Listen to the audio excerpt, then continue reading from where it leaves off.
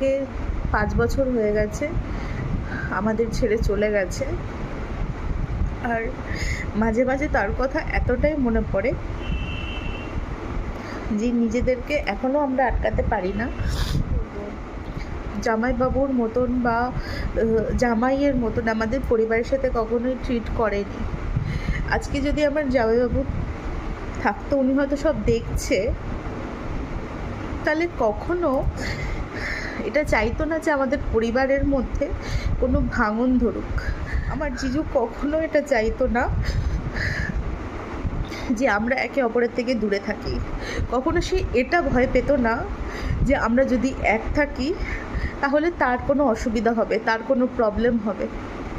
যাই হোক, আজকে জানি না কেন আমি আমার জামাইবাবুকে ভীষণ মিস করছি, আমার জিজুকে। কাশ যদি মানুষটাকে ফিরে পাওয়া যেত, তাহলে হয়তো অনেক কিছুই বদলে যেত। জীবনের সব কিছু ফুলফিল হয়ে গেলেও সেই জিনিসটার শূন্যস্থান থেকেই যাবে।